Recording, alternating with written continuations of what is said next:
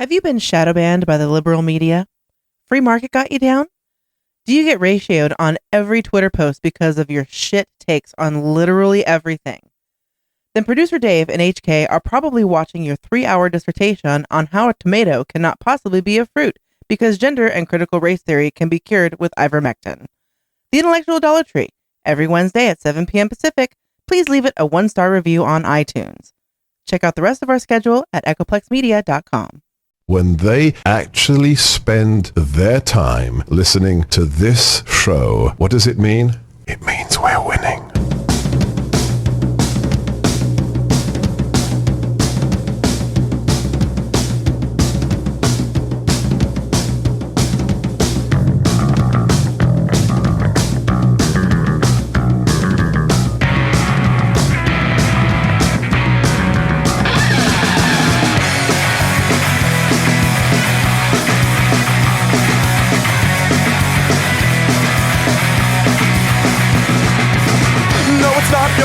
Didn't make it to the vault in a pool of blood from the police assault. No revolution, instead your body beaten blue and red in a bright white light on the horizon instead. Then the napalm drops and the flames won't stop. The teacher's dead, preacher's dead, soldiers dead, cops. The napalm drops and the flames won't stop. The teacher's dead, preacher's dead, soldiers dead, cops. What you gonna do when no one comes for you? You better make a plan for the wasteland. So what's your plan for the wasteland?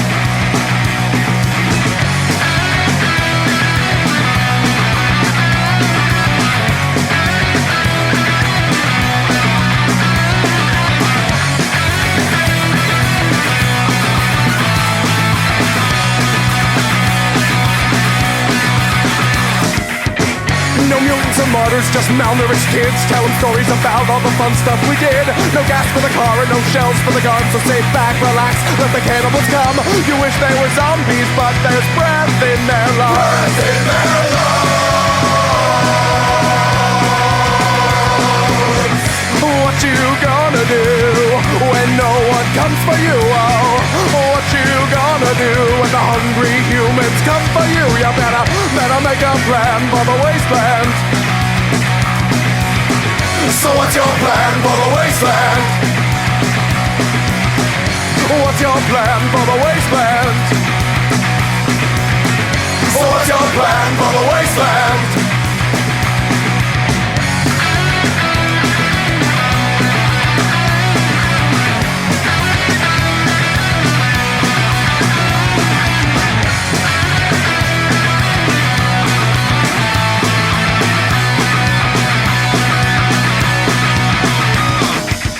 Would you rather be starving? I would rather be gone. I would rather be dust when the bombs come along. So I fight with the dying when you can rest and be dead. We all need survival like a hole in the head. Pray you're safe and you're sound, not sleep in the ground. Pray the first fucking target is this quaint little town. When the gas came you choked, when the fun came you drowned. What you gonna do when no one comes for you? Oh, what you gonna do when the consequences come for you? You better make a plan for the wasteland. So what's your plan for the wasteland?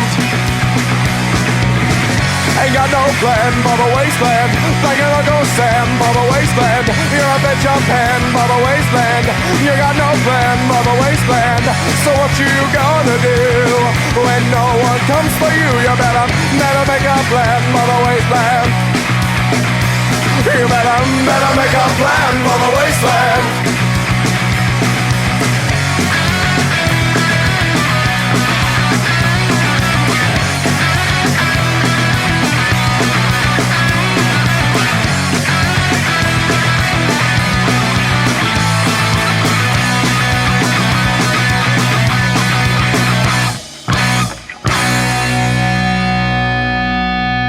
Hey everybody, welcome to the Plex. We do this show live every Sunday, 7 to 9 p.m. Pacific and beyond into red light. Tonight we're going to do an extended version of the podcast because I didn't really have time to sort through stuff and put together upfront hour stuff. And I certainly didn't want to do an hour on that fucking balloon, let me tell you.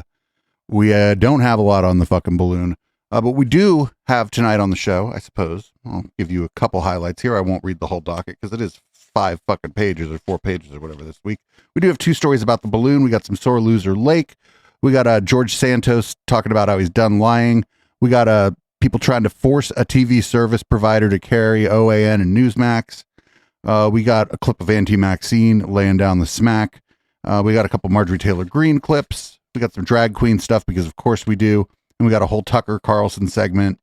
We got a really odd youth rally advertisement. We got Ann Coulter's guest as a potato.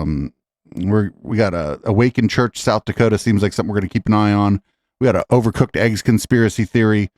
We got Tim Pool, understanding multiculturalism. We got two Jordy Peets. We got a Matt Walsh. We got a Charlie Kirk. Actually, we got two Charlie Kirks. And then we got some furry news. Not really furry news. We got news about people freaking out about furries. We got gay people making folks cry.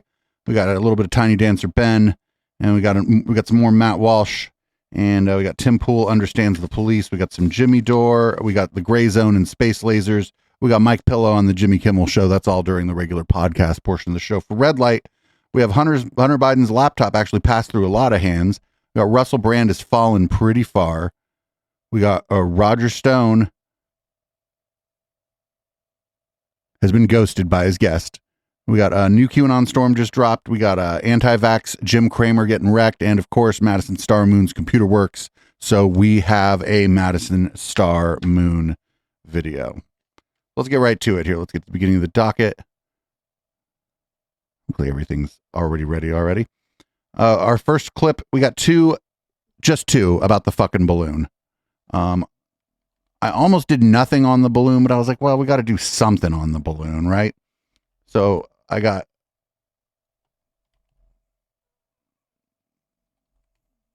of course, Twitter's acting weird. Hang on a sec. This is live, as you can tell. But we got one story about the balloon.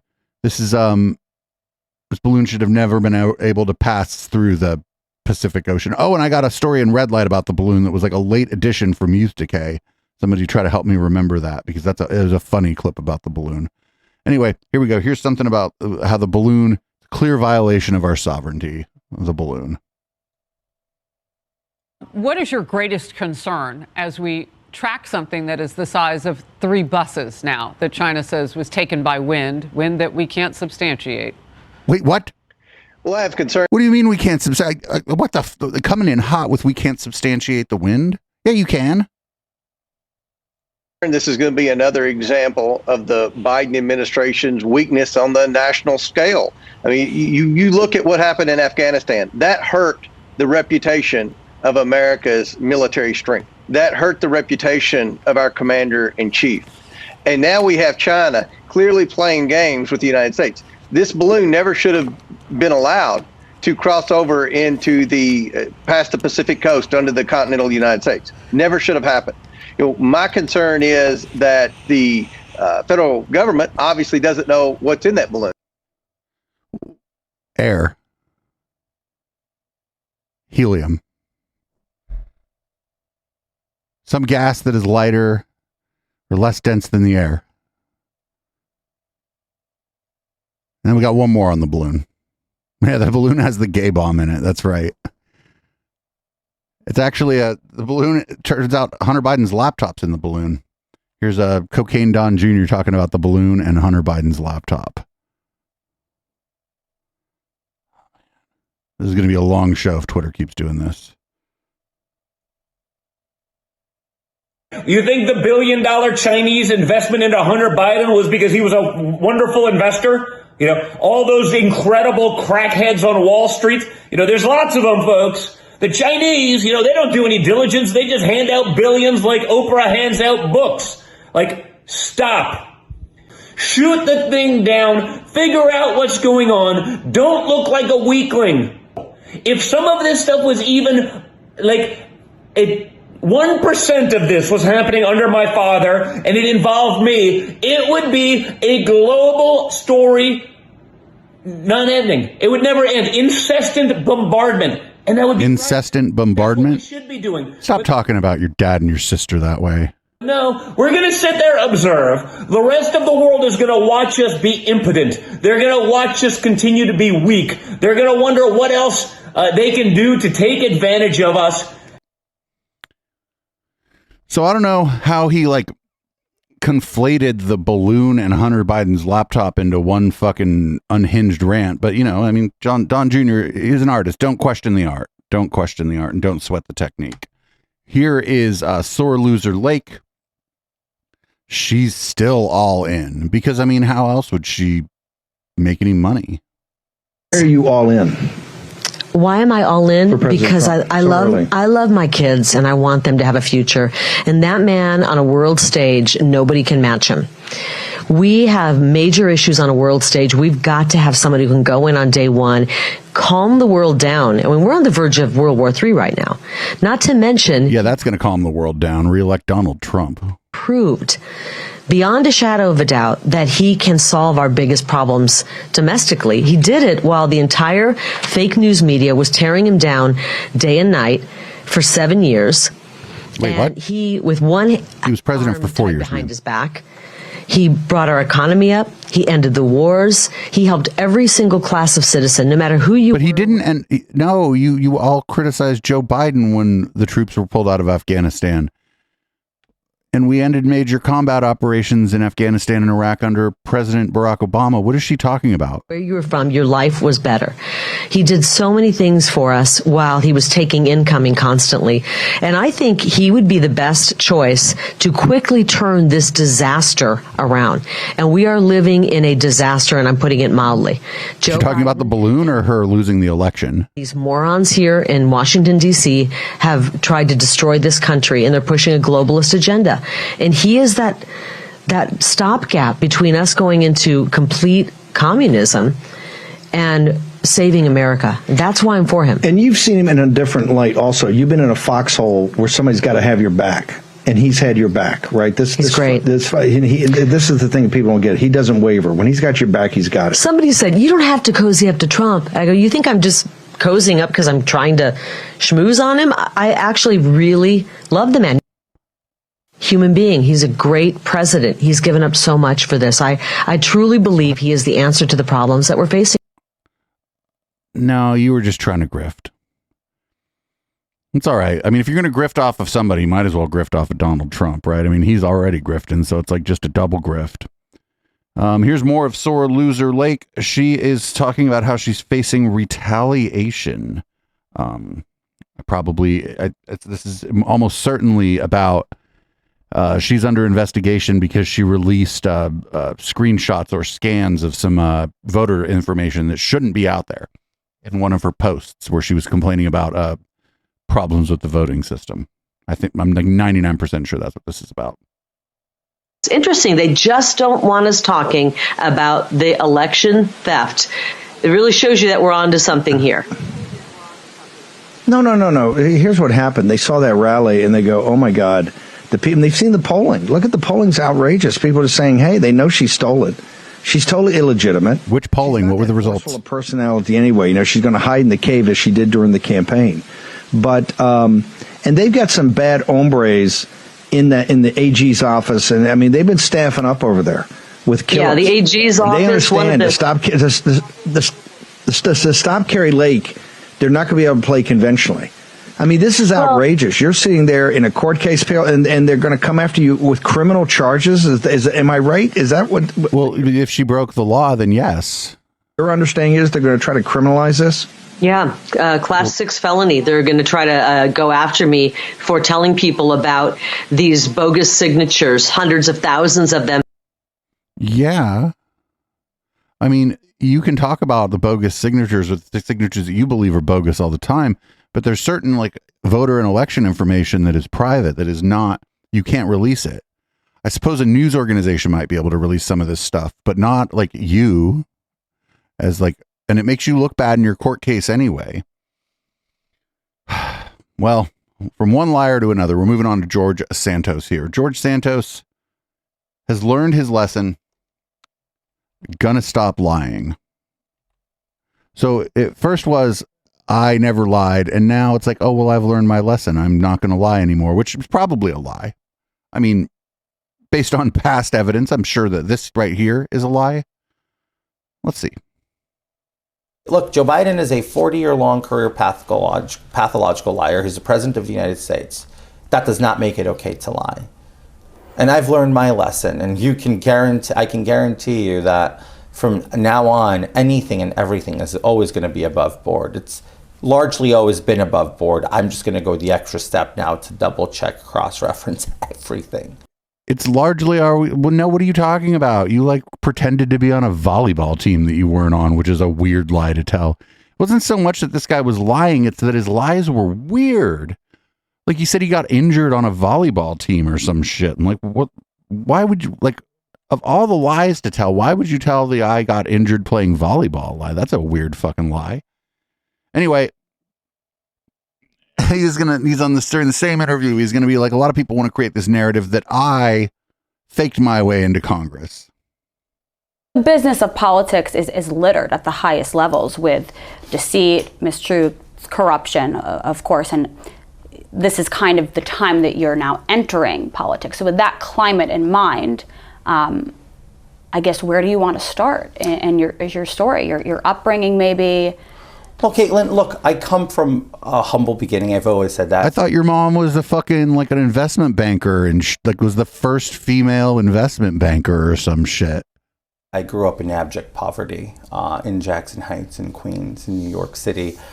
People like me aren't supposed to do big things in life. And when we do, it disrupts the system. And I know that a lot of people want to create this narrative that I faked my way to Congress, which is absolutely, categorically false. I've worked hard. I've built ground up a career through experience and through knowledge and through self-education. And volleyball. And, you know, I think it's amazing that I have to sit here and be spoken down to on a regular basis, yet again, by the media. You bought the ticket, buddy. He probably could have got himself elected in that district without all the lies, but I think, like, maybe he just doesn't know how to not do it. Like, because like I said, he told that really silly lie about the volleyball team. It was like stolen volleyball valor or whatever. Like, who to, like, pump up their own CV or whatever is like, I got injured playing volleyball. Like, who does that to, like, would you say that on a first date? Like, that lie to impress, like, your date or something? Like, this is weird. I don't know what's going on with this guy. Stolen Valerie. It's fucking funny. The people in the chat are funny. So we're going to move on here. Matt Gaetz is actually being asked difficult questions in this interview with Ari Melber. But unfortunately, I don't think he's going to get asked about Nestor, because that's all anybody really wants to know about Matt Gaetz. If you ask me, it's like, what the fuck is the deal with Nestor? Why did you basically buy a teenage boy from some lady? Just to be clear, you're denying that you sought a pardon for yourself? Yes, that's correct. Here's some of the under oath testimony from Trump insiders, and I know you've maintained a strong relationship with Donald Trump, but basically, we've got multiple people. The director of White House presidential personnel was a Trump loyalist, lawyer Eric Hirschman, Cassie Hutchinson famously. We could put this up. They all testified under oath that you specifically requested a pardon. And I'll play a little bit of the sound on this. Here was the lawyer out of these three discussing it in testimony. Take a listen. The general tone was, we may get prosecuted because we were defensive of, the president's positions on these things. As broad as you could describe. From the beginning, I remember from the beginning of time up until today, for any and all things. You mentioned Nixon, and I said Nixon's pardon was never nearly that broad. That's some of the testimony. To give you the benefit of responding, since I have you here tonight, here's what some others said in the hearing.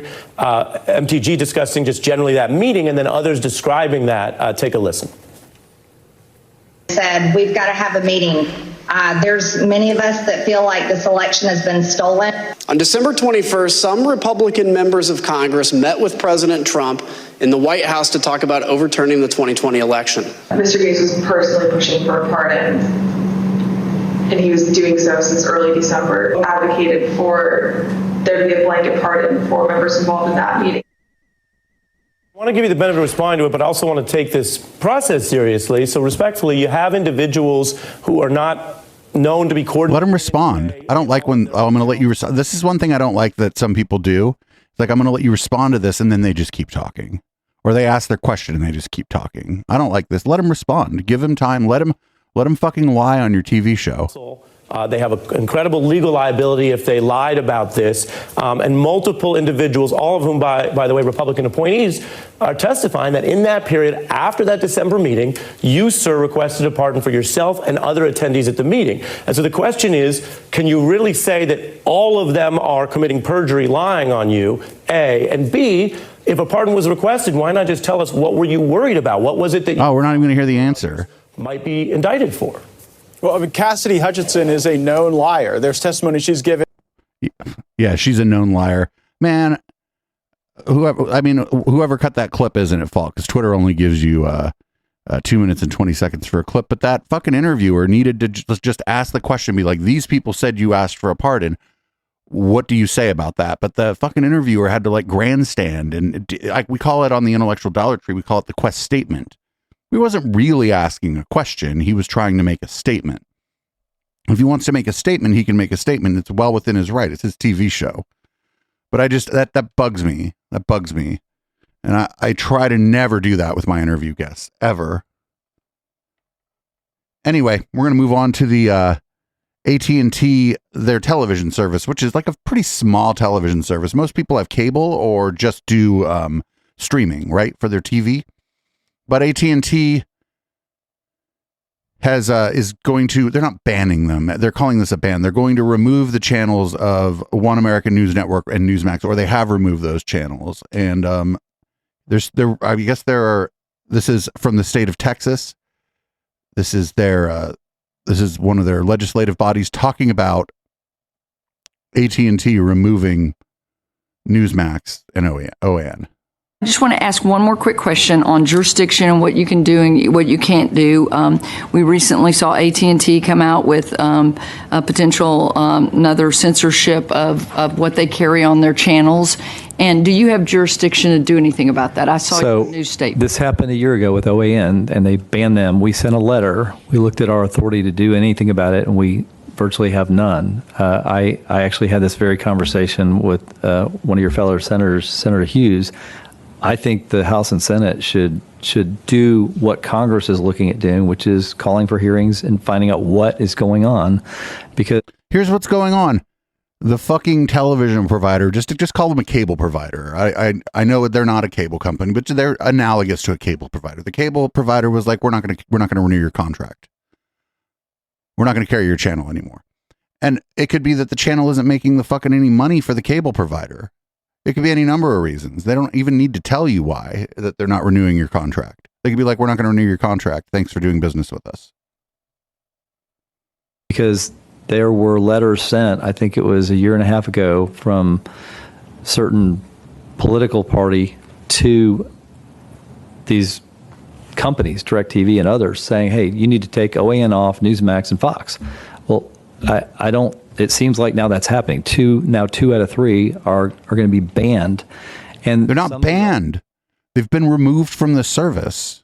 Arguments that I'm hearing that they're not, that they don't want to have to pay them fees. Well, they're paying other entities like CNN and MSNBC who don't have big viewerships. They're paying them fees. And they don't have big viewerships. Get the fuck out of here. You think Newsmax gets the kind of numbers MSNBC gets? And they're unwilling to pay more conservative outlets. So I would love it if the Senate and the House would hold some type of hearing and get the information directly, because I don't have all the information and I don't have a lot of authority to find out what the truth is. Interesting, and I just saw your statement, and we've talked about what your authority is or is not, and certainly the discovery of Twitter and some of that banning, shadow banning, and things that have gone on. What we've worked on with ESG. But this is a different subject entirely now. Now you're talking about Twitter like not showing your post to someone. I know Senator Hughes is chair of State Affairs, and Madam Chair, it probably started you chaired State Affairs, and some of these issues that have come that way. And censorship is it's a big deal. Usually, something that we frown upon with our constitutional amendment freedoms. So I look forward to working with you on that issue. Thank you very much. I appreciate that, because we're very interested in addressing it. Thank you. All right. The courts have ruled over and over and over and over and over and over again that that the First Amendment protects your freedom of expression and your freedom to associate too. the government, we're going to end up in a pretty nasty place if the government can compel a cable provider to do business with a private entity. Like I thought the fucking conservatives hate that shit, right? I thought that, I mean, I understand pointing out conservative hypocrisy is like a waste of my time, but like next time they go around going, oh, get the government out of your business and this and that, it'd be like, you seem like you're all up in AT&T's business about like one channel. They're not worried about like, they're not in there discussing that AT&T and Comcast in a lot of places have a monopoly on your internet service and or your television like provider if you want like regular TV and you're in an area maybe where an antenna isn't going to work either because of where you're located or there's buildings in the way that are blocking the signal. They're not going to talk about that shit. That's the shit they like. They're going to talk about, oh well, they don't want to carry this channel. You know what? There's a lot of fucking channels. They don't carry anybody's Twitch channel on fucking AT&T either, right? There's that 24-hour. There's a couple 24-hour Twitch channels that aren't being carried by AT&T. Is that a problem too? There we go. There's more on this. This is from the U.S. House of Representatives. And I guess they're wondering if the Weather Channel is going to get canceled next. I don't know. If the Weather Channel, I don't think anybody watches the Weather Channel. What if the fucking cable providers stop doing the Weather Channel because they're like, you can just go on your phone? Then what? Now are we going to have to do all this shit again? The gentlelady from my home state and a young person who has set this place on fire since she's been here, Congresswoman Boebert. Thank you so much. Definitely not literally. I mean, almost. I mean, it was kind of close. You were in the House of Representatives. I mean, almost. People spread their shit on the walls. At midnight, Tuesday, January 24th, 2023, Newsmax was removed from DirecTV Stream, and Uverse, denying 13 million customers this highly rated news channel. Okay, 13 million is that's a very small, we'll call it a cable network. I know it's not cable, but it's a very small cable network. There are more people with cable TV in the San Francisco Bay Area than the number of people that she's talking about, like nationwide on these, we'll call them cable networks. This is not the first time that we've seen this, and I'm afraid that it won't be the last time that we are seeing this here in our great country. OAN was deplatformed by DirecTV in April of 2022. So what's next? Fox News? Will the weather? No. Fox News makes those fucking companies money. People subscribe to cable packages because they want Fox News. We don't have to like that, but it's true. Channel be canceled next if they refuse to bow to the left's altar of climate change? What about the History Channel? We see on a regular basis the left wants to erase history and deny truth. Well, that's fine because the History Channel just talks about Hitler doing meth and ancient aliens, okay? How about TBN? There has definitely been an increase in disdain and intolerance by many liberals for Christian beliefs, simply by saying we love Jesus. So is TBN next? What is TBN? Americans are tired The Bible Network? of cancel culture. Conservatives are not being treated fairly. We're the ones who are censored by big tech. We're the ones targeted and called domestic terrorists when moms and dads show up at school board meetings. We're the ones targeted. No, this is a whole different matter. Because our organizations have the word patriot in their name. If you're a conservative pastor, the government persecutes you. If you're a liberal pastor, well, Joe Biden shows up to your church, whether he realizes he's there or not.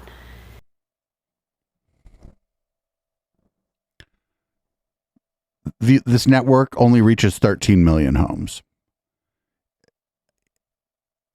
And not for nothing, AT&T provided money, helped prop up. It was either OAN or Newsmax. AT&T was one of their major funders at the beginning. I think it was OAN that AT&T was helping fund. And I I'm not confident that these networks are currently on Comcast or Cox. I said Cox. I'm not confident these networks are on there. So what now? Anyway, here's a washed-up actor, John Voight. He really loves Newsmax and is upset that he can't get it on the DirecTV that he probably doesn't have because he has Comcast, or Spectrum, I think, if he lives in LA, which is where he probably lives. My friends, we all love truths and good news, and that's what Newsmax brought to us. We were able to rely on truths. Now the left are taking it down. So we, the people of America, like your cable provider is not the left. America should not be able to feel safe and see truths. Well, my friends, let us speak up now. Let us take our freedom of speech back, our greatest asset in the land of the free. The freedom of one's right to be and to see the lies put upon this country. It's a disgrace. This Biden administration is a continuation of Obama's lies. Let us bring our country back to her full potential. Let us pray that we are heading to truths once again. Because, my dear friends, President Trump will accomplish this task from where he was taken so abruptly by this lie. We the people, let us all stand together for truths, for glory, for love. And let us remember the words for Newsmax. Hopes. We the people, the glory of one love, and liberty and justice for all. God bless. I can't wait till there's hearings in like the House of Representatives where AT&T has to send a representative there, or the DirecTV, division of AT&T has to send a representative there, because they'll be like, we understand that you removed One American News Network and Newsmax, and they will go, yes. They will go, well, don't you think that was wrong? And they will go, no. If we thought it was wrong, we wouldn't have removed them. Why, blah, blah, blah, the left. They go, no. We just didn't renew their contract. They go, why? And they go, this is none of your business. That's what I would send someone there to tell the fucking House of Representatives, that it's none of their fucking business who I put on my fucking cable network. And then when they complain, I would specifically tell that person to be like, are you the government? Are you members of the government, this party of small government, sitting here trying to tell us, a relatively small television provider, what we need to do and what kind of information we need to put out there? This sounds like communist Russia to me. Nobody has the fucking stones to send someone there to do that, but they should do that. That would be great. Because it would be very funny, and there'd be nobody to root for, but it would be a let them fight moment. But if these hearings happen, they're going to be great. I bet Justin Freakin, check out Justin Freakin's channel. Justin Freakin will end up watching that on his channel for sure. So I am going to say that if Newsmax only did content like this very next thing I'm going to show you, that I too would be mad that they were being removed from cable providers, because this next clip from Newsmax is amazing. Yeah. Yes. Even it's behind cancel culture. It's behind wokeism. It's behind what's happening to our politics. Even Supreme Court decisions, even like the last 3 Supreme Court decisions that linked up with marriage or sexuality, all of them took place on an exact same date linked to a pagan ancient calendar. Just a little while back, Chris, the president had a gathering. They removed them on the same date. It's linked to an ancient. Yes, this kind of content. Put this on TV more. Respect for Marriage Act, supposedly, but it's basically striking down marriage as we know it. And he lit up the White House in the colors of the rainbow. Well, there is one of these gods. I speak about the Dark Trinity, and that was in ancient times. It's back.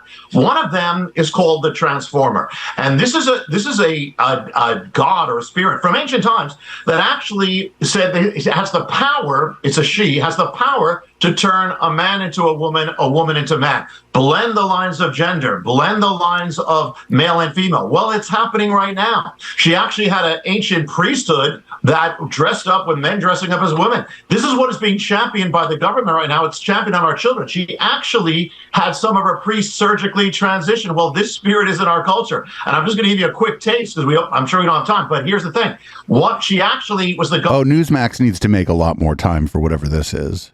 Got a parade. So we have parades. She paraded men dressed up as women. We got it back. She actually claimed one time of the year for possession of the culture. And you know what the time was? June. So it's back. Also Pride Month. Sign in particular was the sign of the rainbow. So this is big. It's affecting all of us. And yes, it's affecting the culture. And as you said, it's happening in rapid progression and it's accelerating even to this day. Yep, that stuff needs to be kept on a DirecTV, actually. I've changed my position. If that's the kind of shit Newsmax is going to do all the time, they certainly need to keep their contract with DirecTV. They should probably also be added to any network they're not added to, because that shit was amazing. Fucking amazing. Here's Cocaine Don Jr. on Newsmax. And, this isn't sped up. This is just Don Jr. talking. Trying to cancel this or working around the technicalities, they'll come up with a way to word it and say, well, this isn't exactly what we're doing, but we all know exactly what they're doing. Go to like a Patriot Mobile. There are options. What we need to do is take the time to find those options. So rather than giving your money to AT&T, give it to Patriot Mobile. Rather than going on YouTube, go on Rumble. So, yeah, I'm psyched about my podcast to be able to say the stuff that I've been saying for years, the stuff that got me probably either deplatformed, heavily censored, or otherwise on all of the other social media platforms. Rumble was one of the few that didn't do that. So what we have an obligation as Americans to go out there, support, you're going to be looking for something anyway. Support those who share your... That's amazing. He's like telling people, like, Patriot Mobile. Okay, so Patriot Mobile is just a MVNO or NVMO network, virtual network operator. They just rent time on fucking AT&T or Verizon or Sprint's network anyway. So you are in fact paying the majors if you do Ting or what's that, Mint Mobile, or their little fucking Patriot one that probably overcharges you and collects a lot of your data. You're still giving your money to AT&T if that's the carrier that has the good signal in your area. So this guy doesn't know what he's talking about. The mobile virtual network, MVNO. And so he has no idea what the fuck he's talking about. Just none. Also, I'm glad to know that he has a podcast coming out soon. It's going to be wonderful. The Don Jr. podcast. It's going to be like, I don't know. It's going to be, you're going to have a lot of segments about cocaine, I suppose. Here's a segment from One American News Network, and you just wonder why would DirecTV get rid of something like this? Is this really even DeMar in this video? Why couldn't he just do a live video assuring his fans he's okay from recovery? Why the whole production? Why so many cuts and edits? Why the scripted nonsense? Is he controlled? Why did it seem so contrived and disingenuous? Now, obviously, this guy's been through a really tough time, and I do pray that he is indeed okay. But the weirdness of this video has got me thinking that we're hearing less from DeMar and perhaps more from his handlers. Or even maybe a CGI, a clone, or a deep fake. Come on, look how easy it is to do nowadays. That was the most just asking questions thing I've ever heard in my fucking life. It's all a deep fake. It's a clone. A clone? I mean, a clone?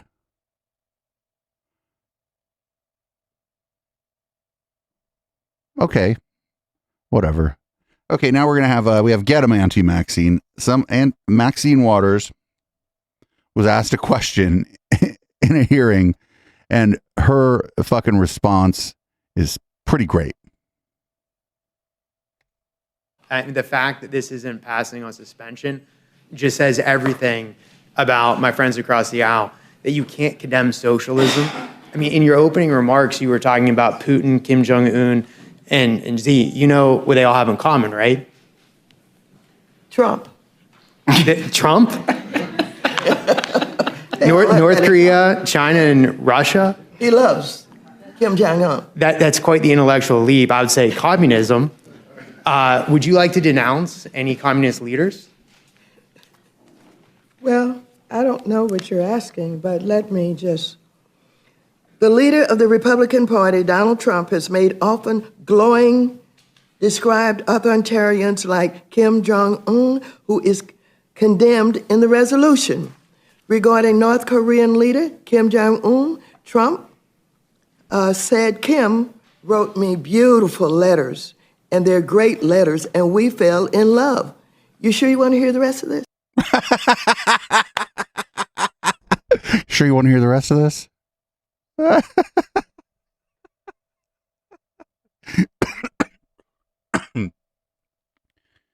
She hasn't smacked anybody down that hard since she, what was it that she claimed, Michael Trackey or whatever, claimed that she had assaulted him, if you remember that. But that was pretty great. She's like, I love, do you want to hear the rest of this? She does a good job of representing her constituents, and she's always a little bit of, she always got a little fire in her belly during some of these hearings when the more stupid things come up. She's from, I think she represents Los Angeles. She's not the only rep from Los Angeles, obviously. There's fucking 10 million people in LA County. Anyway, here's Ted Cruz, a career politician, talking about how we need to get the career politicians out of Washington, D.C. Wow, this leads me to another topic I want to get your take on, and that is term limits, because this is the issue when people go into Congress and are there for 30, 40, 50 years. You begin to think it's about you, and you have this unlimited power. You tweeted this week that you'd like to see a vote on term limits. I think our viewers would like that as well. Look, absolutely. You want to talk about an issue that has widespread and bipartisan agreement. Term limits, a supermajority of Americans, more than 70% of Americans support term limits. More than 70%. And don't run for re-election. More than 2/3 of Republicans, of Democrats. Be about it. More than 2/3 of independents. It's a massive support. There's one group that doesn't support term limits, and that is career politicians in Washington. All of the Democrats in the Senate oppose term limits, and all of the Republicans who've been there a gazillion years oppose term limits. I've introduced a constitutional amendment that would limit every senator to 2 terms, would limit every House member to 3 terms. I believe we ought to take it up and vote on it, because if we got career politicians out of Washington in both parties, there would be a lot less of the corruption of the swamp that is endemic and that sadly implicates both Democrats and Republicans. Well, will Chuck Schumer bring it to the floor? Sadly, I don't think he will. I will keep fighting. I hope the House brings it up for a vote. We're much more likely to get a vote in the House under Kevin McCarthy. But Schumer doesn't want to vote on this because Schumer wants to stay there 1,000 years. And I think some of our Democratic colleagues have been there 1,000 years. Yeah. Ted, you could just not run for re-election. You could be about it. And then you could spend the rest of your life advocating for term limits.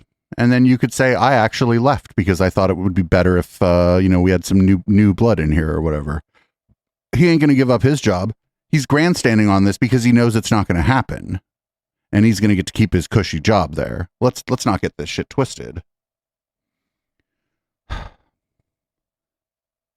This guy's a career I hate when these fucking career politicians bitch about career politicians. It's so stupid. And if people if people keep getting reelected, then they keep getting reelected, even if we don't like them or whatever. I don't know. It's complicated.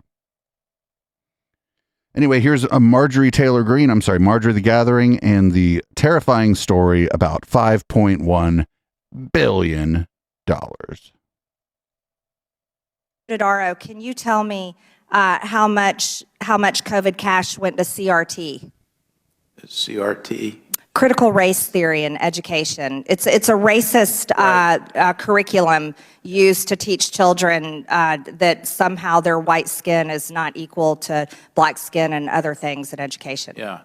No, I do not know that, but I do know that there's provisions that the federal funds generally are not used, are supposed to be used for curriculum.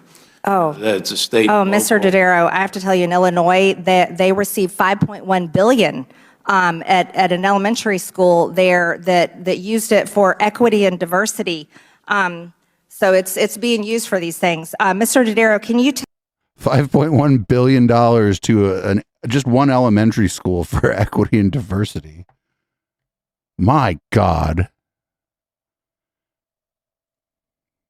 Probably statewide. And it was probably like equity and diversity were like among the things that money was probably allocated for. She's wrong, says someone in the chat. You don't say. So here's Marjorie the Gathering in a hearing in Congress, or just in session in Congress, and the murder of Tyree Nichols is being discussed, and she, changes the subject, because of course she does. And it was tragic and extremely difficult to watch. I would also like to point out that city is Democrat controlled, and the 5 officers that have been arrested and charged are Black.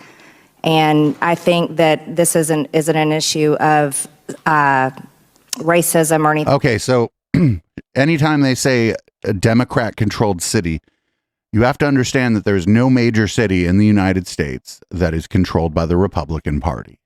So any problem that any city has can be conveniently foisted off on their political opponents. It's dishonest. There are cities where there are nonpartisan, like elections or whatever. There are cities that even have a Republican mayor, but those cities that mayor has to deal with a city council that's almost all Democrats every time. So this is bullshit. When they do this, it's bullshit, because there's no big Republican city to compare it to. Thing like that, I think that the judge and the jury and the trial needs to work out what happened there. But I share that with you. But I'd like to also point something that I'd hope you share with me. There's a woman in this room whose daughter was murdered on January 6th, Ashley Babbitt. And Ashley Babbitt there's never been a trial. As a matter of fact, no one has cared about the person that shot and killed her. And no one in this Congress has really addressed that issue. January 6th committee didn't address it. And I believe that there are many people that came into the Capitol on January 6th whose civil rights and liberties are being violated heavily. And this committee will, I hope, Mr. Chairman, look into those civil rights abuses because they're happening in a jail right here in this city. And I hope Ms. Norton will care about that as well. We watched the footage on January 6th right here on this network. I mean, I was sitting 8 miles away in a denser part of town. The people who were there, like the other people who had stormed the Capitol, were yelling at her to not keep going. They were yelling gun. And this was a person in a suit in a government building. I've said this a million times. I'll say it again. If you're in a government building and somebody in a suit points a gun at you, they're going to shoot you. That's just what happens when a person in a suit in a government building points their gun at you. If you don't do what the fuck they say, stop moving, lay on the ground, they're going to shoot you. Is that right or is that wrong? I don't know. It's not an ought, it's an is. This person was on a security detail, I believe, for the Speaker of the House. They weren't no fucking regular Capitol Police. They were on a special security detail. She was like, "Oh, we don't know anything about them. Their name is a matter of public record. I don't remember it, but we know their name. They just didn't commit a crime. There's no trial to be had. Do I wish it would have gone down another way? Well, yeah, I wish that whole fucking day would have gone down another way, but it went down the way that it went down, didn't it? And again, what I'm telling you is if you're in a government building and something weird starts happening and a person in a suit, I think he had cufflinks. I assumed that was Secret Service when it first happened. I'm like, oh, that person's job is for you to never know their name. It turns out it was not just Capitol Security. They were on like a special security detail at the Capitol. That person in the suit is going to shoot you. I've seen burn notice. I know what's going on. I think we got our last Marjorie the Gathering clip. This is about Drag Queen Story Hour. Darrow, can you tell me how much money was given to Drag Queen Story Hour? I'm sorry, could you repeat that? Who? Drag Queen Story Time, where men dress up as women and read confusing books to children. First, I thought you said dry clean. So, I'm sorry. No, I don't know the answer to either one of those two. We need to look into this, and I urge you to do that. Bradbury Sullivan LGBT Community Center in Pennsylvania received $16,000 for Drag Queen Story Time from COVID cash. I think this is an issue that needs to be looked into. A lot of this money went to things that it should have never gone to, and I thank you so much, and I yield back the remainder of my time. So the answer was none. And she was like, she just wanted to like grandstand on the Drag Queen Story Hour because she knows she can. And she knows it'll like get her on, she knows it'll get her on the Plex, honestly. I mean, I think a lot of these people do things just to get on my docket. And, like, because a lot of what they're doing doesn't make any sense otherwise, unless they know they're going to be highlighted here on Sunday. Now we're going to move on to the Tucker Carlson segment. There was a fire at a poultry farm, and apparently this was planned. It was a false flag. There was a connection between the media and the Biden administration to, I don't know, start a fucking fire at a poultry farm. Here's old Tuck. Because the Biden administration tracks a lot of things, the things that it cares about, the race and ethnicity and sex life, for example, of every person in America. Do we have enough trans-Pacific Islanders playing woodwinds in major symphonies? I hope that Joe Biden's administration knows how much sex I'm having and who I'm having it with. I feel like that'd be a good thing. I feel like people should be able to FOIA that shit. Fuck it. How about gay Southeast Asians in long-haul trucking? These are the questions that concern the bean counters in the Biden administration. And yet at the same time, that same administration keeps no real records about the infrastructure of our food supply. Apparently that has never occurred to them. So honestly, we can't really know one way or the other, because we don't have a baseline, whether something strange is going on with food suppliers. But some days you do wonder.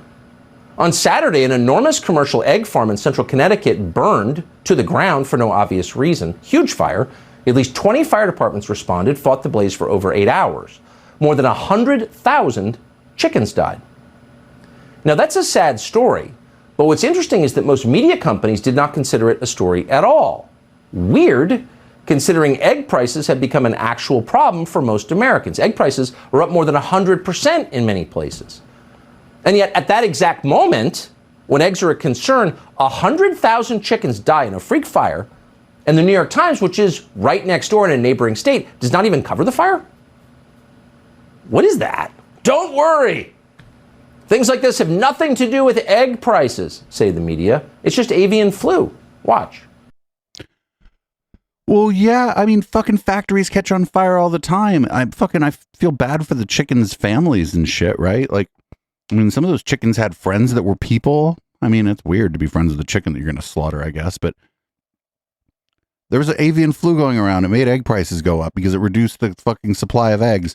And it just during that, because fucking coincidences happen sometimes, a factory caught on fire, probably due to like people maybe not following government regulation. I don't know. It's just a guess. But now it's like the Biden administration and the New York Times are like in on it. What a fucking crackpot ass thing to say. Lately, they've been harping on basically trying to say that like tobacco is harmless and that it's bad that there's regulation on tobacco and that there's not more regulation on weed. And here's another one of the stories in those vein. They're going to talk about a 95% tax on cigars in New York. Inviting him tonight to explain the disparity. So you're a defense lawyer. You're very familiar with disparities, powder and crack cocaine and the rest. Why the disparity in taxes? 95% for cigars, which do not hurt you. Wait, what? 15% on weed, which increases your chance of getting schizophrenia. What is this? Tucker, thanks for having me. As you know, I am a cigar smoker, and I guess that's why you had me on tonight. You know, it seems like the government will not be happy unless they have us all eating kale, drinking carrot juice, and smoking weed. All right? They're not happy with a nice, good cigar. I mean, to tax something at 95% is absurd. They want to tax it into extinction, like you said. But why? You know who gets hurt here, Tucker? The mom and pop cigar shop down at the corner. That's who gets hurt here. Not the rich people, because you know where they're buying the cigars? On the illegal market, the Cubans on the illegal market. Of course. They get. So cigar shops, this guy's like living in the past. The cigar shops are also like generally vape shops. You can buy fucking cigarettes there. You can buy CBD products. They probably have a Bitcoin ATM in them. Like it's not just like a humidor, as we used to say. So I don't know. Maybe the 95% tax on cigars is too much. But it doesn't, they're not, the guy's like, oh, these are Tucker was like, oh, cigars are harmless. No, they're not. You're inhaling smoke. It's bad for you. I smoke. I don't smoke cigars. They're kind of nasty. Like whenever there's a wedding or something, they're like, do you want a cigar? And I'm like, no. But they're not harmless. But again, I don't not smoke the cigar because I think it's like extra harmful. I just think it's gross. But people aren't buying their cigars from like some mom and pop shop. And cigars are like a special occasion thing. And I wonder, does that mean blunt wraps, like cigarillos, like Swishers? Are they 95% tax in the Swishers? Because I know a lot of people who'd be pissed off about that. That guy didn't have no Swisher Sweet in his hand. That guy had a big chopper of a cigar in his hand. And we got one more Tucker. No, we got two more, actually. Here's Tucker on police shootings and Michelle Obama. We got two videos here. Here's the first one. So clearly the Democratic Party needs a new emergency, at least until we start sending ground troops to Ukraine and the population becomes suitably hysterical again. So because they need an emergency, they found one. And the new emergency turns out to be the old emergency, which is white racism. Now, unfortunately for the Democratic Party, white racism is one commodity like cedar boards, that's getting harder to find. Very few unarmed black men are killed by white cops these days. Where's George Floyd when you need him? So instead, in a pinch, they've settled for an unarmed black man killed by black cops, which they have informed us, nevertheless, despite all appearances, is still the product of white racism. And Barack Obama enthusiastically agrees. This is Barack Obama's lane. He was elected president twice on this kind of stuff, so he immediately jumped into the middle of the Memphis tragedy to remind us that white middle-class Republicans did this. Blood is on their hands. Selma, Dr. King, Rodney King, Trayvon Martin. They're all the fruit of white supremacy. Did Barack Obama say that white middle-class Republicans did that? Because I feel like Barack Obama, I don't like any president, but Barack Obama tended to choose his words pretty fucking carefully. And I just don't think he's like, oh, it's actually the class of white. This is all the fault of white middle class people in the suburbs. Like that just doesn't sound like him. Anyway, here's old Tuck talking about Michelle Obama now, who has never been in any position of real power. But here we go. She's talking about her own thighs. Now, why is Michelle Obama telling you about her menopausal thighs on a TV show? Possibly because she's a crazed narcissist who thinks her own thighs are interesting to you. Dude, you spent fucking weeks talking about whether or not you wanted to fuck an M&M. Get the fuck out of here. Let this lady talk about her potty. And that's, of course, true. But there may be other reasons. Consider that today's Washington Post expressed deep dissatisfaction with Joe Biden's current heir, Kamala Harris. Now, Harris is a woman who cannot even consistently pronounce her own first name. And she might not be, as the Post suggests, up for the job of leading this country. Okay. Whatever. That was like a completely vapid and empty clip. We got one more, Tucker, and then we're going to take a break, actually. I'll play a song because I got to go to the bathroom. Take a break and get to the rest of the docket in a minute here. This is 4.5 minutes or almost 5 minutes of Tucker Carlson claiming the Biden administration is trying to criminalize memes and political satire.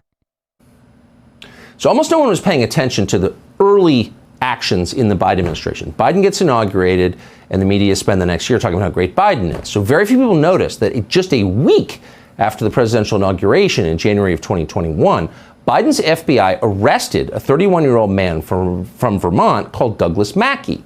Now, according to the DOJ, in the charging documents, Mackey's crime was making fun of Hillary Clinton on the internet. 4 years before he was arrested, Mackey made an internet meme joking that it was possible to vote for Hillary Clinton by text message. Not a single person in America, and DOJ has not shown differently, believed that Mackey was serious or that you could vote for Hillary by text message. Wait, no, if you're part of it, no, that's against that's fucking, if you're part of like a campaign or like a super PAC or a lobby group or whatever, and that's a fucking, if you have anything to do with the election, that's illegal. It's just like it's illegal to fucking send out mailers saying to like people you believe are going to vote for your opponent, saying to vote like the week after the election is. That's fucking, there are laws that govern certain kinds of speech around elections. He wasn't subverting democracy. He was calling Hillary voters stupid. And the DOJ knows that. Every person knows that. Jokes are not crimes. But the Biden administration is trying to send Douglas Mackey to prison for years. We've been trying for a year to speak to one of his lawyers because this is one of the great outrages of this story. James Lawrence is one of Douglas Mackey's lawyers, and we're happy to have him on tonight. Mr. Lawrence, thank you so much for coming on. This is such an obvious violation of the First Amendment. This is so clearly totalitarian. How did it get to this point in the court system? Well, first of all, thanks, Tucker, for having me on today. Tucker didn't mention what this person's job was. Discuss this important case. And as we've argued in court filings, we believe that this prosecution represents a significant escalation of the government's regulation of speech under the banner of policing so-called disinformation. And Tucker, really, you were one of the first public figures and one of the most prominent people to criticize Twitter for deplatforming people over so-called disinformation. But I don't think even you would have thought that someone would face a federal prosecution or potential. Okay, so if this came from me or you, this would be protected speech. They have not told you what the person's position was, what was their job. And I guarantee you this person was like working for a campaign or working for some kind of like super PAC or lobby group, some kind of political, it's like something where election laws and laws are, like election laws apply to you. I'm guaranteeing it. And they're probably not going to tell you what this person did, what their job was when this happened. Jail time over alleged memes. Now, here's what's at issue. The government says that this case is about voting rights, but as we've argued, the government has not alleged that a single person didn't vote as a result of the alleged memes. But that's a counterfactual. That's like fucking completely like circular. They couldn't prove that somebody didn't vote. That's a counterfactual. Yeah, that's not it. And I don't know the exact law around this, but I'm guaranteeing that they've been charged with violating election laws. We think that this case goes to the core of the First Amendment, and really, regardless of what you think about the content at issue, everyone in this country, Tucker, left, right, center, and every political persuasion in between should be concerned about what's happening in this case. And so the question is, what can you do? And there are two things I'd like to let your audience know about. First, Douglas Mackey's Legal Defense Fund can be supported by logging on to memedefensefund.com. Oh, well, got to raise money. And really, most importantly, Tucker, we're asking your audience to pray. Pray for Doug, pray for the defense team, pray for justice to be done. As for Doug, I can tell you, Tucker, he has great faith in God. He also has faith in our system of trial by jury, which our founders gave to us in the Bill of Rights. I can also tell you, for me, it's a privilege to be on his defense team. Wait, may I say, I just want to make one thing completely clear. You've said it, I've said it, but I just want to restate it. The Biden administration has not held up a single victim of this. The Biden administration isn't doing any prosecuting. The executive branch doesn't prosecute anybody. This is probably the Department of Justice. So-called crime, this joke. So if there's no victim, how is it a crime? I'm confused. But you're the lawyer. Well, the government's position is that merely the conspiracy and the intent to interfere with one's right to vote is enough under the statute at issue in this case. What's that statute? And of course, if the government's theory is allowed to prevail, the Pandora's box that could be opened with respect to the chilling effect on speech, it just can't be really overstated. Any speech, we contend, Tucker, that could potentially land someone facing a criminal investigation and looking at potential jail time. We can't open this Pandora's box. The defense team in this case is committed to slamming the door shut on this theory. Hillary Clinton should stand up right now in defense of Douglas Mackey. This is being done in her name. You don't want to live in a country where politicians can throw you in jail for criticizing them. That's not a free country. No one's covering this because, Mackey's a bad guy. I don't care. I don't care if he's Stalin. No American citizen can be treated this way. Period. That's right. I appreciate I really do appreciate your coming on. And by the way, he doesn't sound like a bad guy, but whatever, it doesn't matter, in my opinion. Thank you, James, very much. That's right. That's right, Tucker. Thank you. And I never do this during the podcast part of the show, but before the break,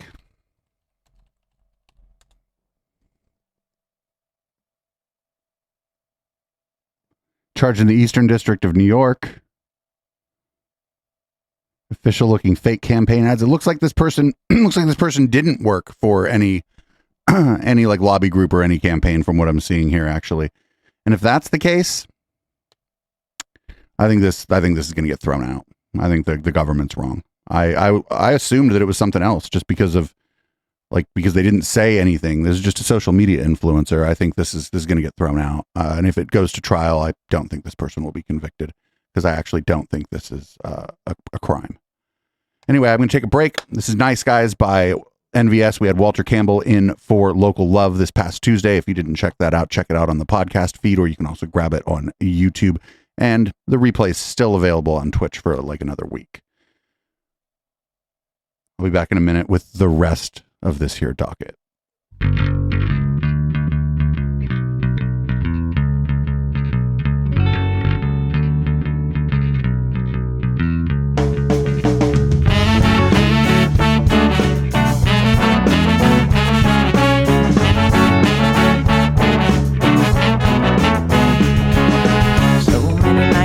In this world, accessible of kindness and ethical blindness. So please excuse my sarcastic tone. I'm a bit underwhelmed by the sample shown.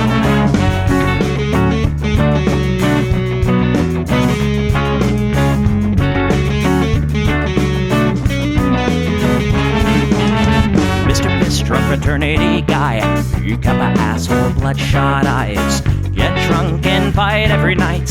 Idolize Bradley, belittle women's rights. Homophobic, racist, and don't give a fucking hey. Do you think you can drive a bigger truck? So wear your baseball cap to the side to let everyone know that you're a nice guy. So cool, was so impressed. Lots of chicks and a barrel chest. Cause you're a real man. Punch for punch, gonna piss in your face while you're passed out drunk. I'm a nice guy, you're a nice guy. He's a nice guy, but all of you are assholes. I'm a nice guy, you're a nice guy. She's a nice guy, but all of you are assholes. Nice guys rule the planets. Oh, I just can't understand it. But defined by deception and lies. Social Darwinism and an overdose of pride. I don't wanna hear it. Read into the lyrics, cause everybody gets their just desserts. As long as you remember that nice guys finish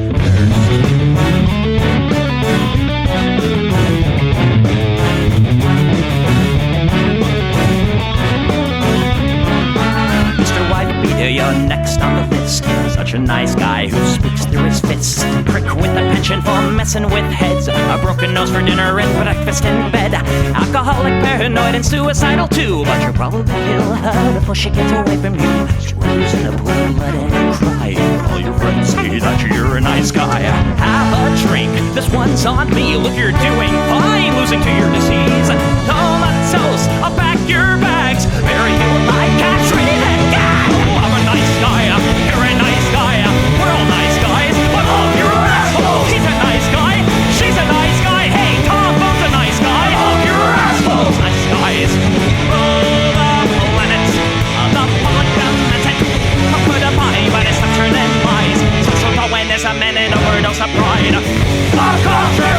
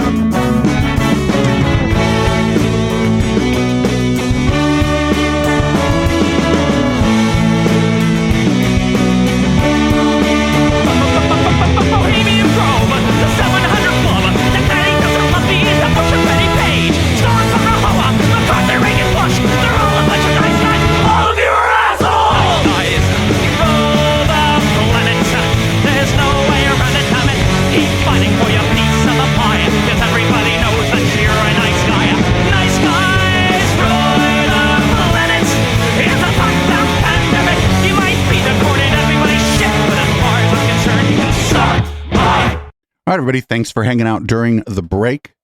It's an extended version of the podcast of this show. Usually the podcast portion of the show is just starting after Nice Guys. Anyway, just if you forgot what's going on, you've been listening to this podcast for an hour and 15 minutes or whatever. This is the Plex. We do the show live every Sunday at 7 p.m. Pacific, and it's at twitch.tv/EchoPlexMedia.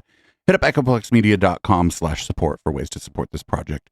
If you're not a Twitch viewer, Twitch viewers, you already know how to support this project, and you've been incredibly generous. So what we got next is a very odd ad for some kind of youth rally. Here's the ad. Come on, it's gonna be epic. You excited? Come on. Yeah, man. You ready? Oh yeah, dude. I'm ready. Good to see you, dude. All right. What the heck? Son of this. Yeah, dude. Rally night. We're gonna have Rex Gray in there. Still ready for rally night, Jason? What the heck? Bro, you good?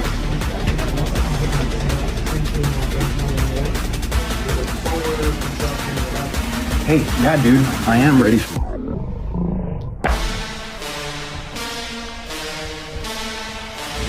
So am I. Hostile workplace.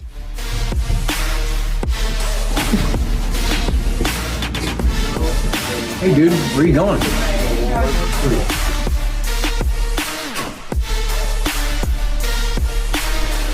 Awaken High School Youth Rally. Like, what the fuck? Like, that's a fucking weird ad, right? Like, that didn't make any damn sense. Like, it made no sense at all. Here's another bit of video from that same church. It's the Awaken Church in South Dakota. We're gonna be keeping an eye on these people. They seem like people that, you know, we need to keep an eye on. So this guy used to be addicted to pornography and cannabis, and apparently he joined this Awaken Church in South Dakota, and now he is no longer addicted to porn and cannabis, which is, I don't know. I get the impression this guy should smoke weed. My heart began to transform. And I remember someone prophesying over me, a pastor at this church, and I went up for prayer, and they saw this vision of me, and they said, Cody, you know, all your life you've been moving around. See, I was raised with a dad in prison. I was raised by a single mom. I grew up a very unique life. And because of that, I was constantly moving, and I never had stability in my life. And this pastor who didn't even know me began to prophesy over me. He said, for the first time in your life, you're in a garden that has fertile soil. And God is planting you, and I see your root system growing deep, and the deeper the roots, the greater the fruit. And then I began to walk that out over the last 2 Greater the fruit. I thought your church was against that kind of thing. Every Sunday, and I began to develop. And the Bible tells us that we're transformed by the renewing of our mind, and the addictions and the habit. And I'll be vulnerable. The pornography addiction broken. Amen. Off. The addiction to cannabis broken off. Let's go. Alcohol in over 2 years. I began to renew my mind. I began to renew my life. I think I was way cooler when he watched porn and smoked weed. That's just my opinion, though. He has big your rent's going up if he moves to your neighborhood vibes too. So last week it was actually last Tuesday, this past Tuesday on Down Ballot, we covered some of the video that had come out from the attack on Paul Pelosi at Paul and Nancy Pelosi's house in San Francisco. Well, apparently David DePape, the guy who the person accused of the assault and battery at the Pelosi house, called a local news station, and the things he said were pretty odd. Check this out. What do you want to say? Because they released, as you know, they released the video earlier today. Yeah, I saw that. Yes. What did you want? Thank you for calling me. What did you want? What did you want to tell me? Now that you all have seen the body cam footage, I have an important message for everyone in America. You're welcome. Freedom of liberty isn't dying; it's being killed systematically and deliberately. The people killing it have names and addresses. So I got their names and addresses so I could pay them a little visit and have a heart-to-heart chat about their bad behavior. The tree of liberty needs watering. You need men of valor, patriots willing to put their own lives on the line to stand in opposition to tyranny. I would also like to apologize. I want to apologize to everyone. I messed up. What I did was really bad. I'm so sorry. I didn't get more of them. Whoa. No one else is to blame. I should have come better prepared. I spent all my time exposing government corruption online, only to have them silence my freedom of speech as quickly as they could. They circumvented the Constitution and private industry. When the ruling class outsources the repression of your civil rights to private industry, it's called fascism. I have a lot more to say. I had a website of over 300 pages. That's 300 pages of stuff they don't want you to hear. I'm in the process of trying to set up a new site out of the reach of tyrannical global homo fascists and their internet censors. It's going to be kind of hard from jail. You assaulted someone. You hit him with a hammer. The video was disturbing. He's like, they're trying to silence my freedom of speech. Well, you clearly have freedom of speech. You're talking to a news reporter. You give up some of your rights when you go to jail, but you actually can talk to the press. You can send letters to the press. You can use your phone. You can use time on the phone to call the press. But when he said that he was sorry that he didn't get to more of them, this guy is just trying to make it so he's trying to make it harder on himself, honestly. I mean, it's going to be pretty hard on him anyway, even if the person isn't a public figure of note. If you go somewhere and beat somebody in the head with a hammer, you're going away for a while, dude. That's not a thing that we do. We generally think that's bad. So we're going to move on here. We're actually not really moving through this docket that quickly, so I'm going to skip ahead a little bit. We're going to move on to the overcooked eggs conspiracy that we saw this week.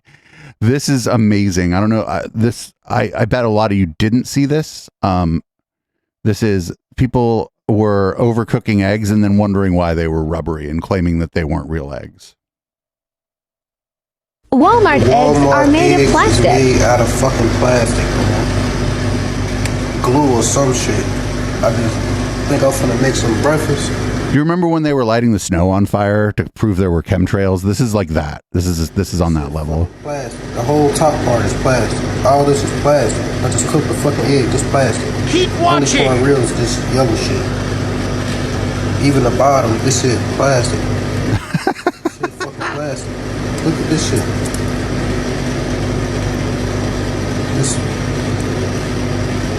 This shit is plastic. There is something up with the eggs. It goes well beyond just the feed and the yolk being on the outside. Something is up with the eggs. The yolk's not on the outside. This woman boiled them, and they came out this deformed with a internal yolk that's rubbery instead of pasty. Look at this crap. This. Oh no, it's pasty. She just wasn't squeezing it very hard. Can you believe that? It's so gross. And these are from Eggland. Okay? Has this ever happened to anybody where your eggs turn out to be rubber and hard? Look at that. They kind of bounce. Oh, this is so gross. Egg from Aldi. Wait, there's more. This is also an egg from Aldi. You don't know how to cook eggs. I'm a little suspicious of their food now. I felt Live, laugh, learn how to cook eggs. pretty confident about their food, but now, not so much. My God, these people just don't know how to cook. There's no conspiracy here. They just don't know how to cook eggs. Cooking eggs is fairly easy, but you can fuck anything up. Up next, we got an ad from the former president. This is an ad from Donald Trump. This first was published to Truth Social. And it's his plan to protect children from left-wing gender insanity.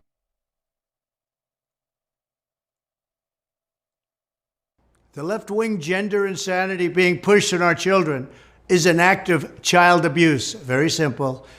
Here's my plan to stop the chemical, physical, and emotional mutilation of our youth. On day one, I will revoke Joe Biden's cruel policies on so-called gender-affirming care. Ridiculous. A process that includes giving kids puberty blockers, mutating their physical appearance, and ultimately performing surgery on minor children. Can you believe this?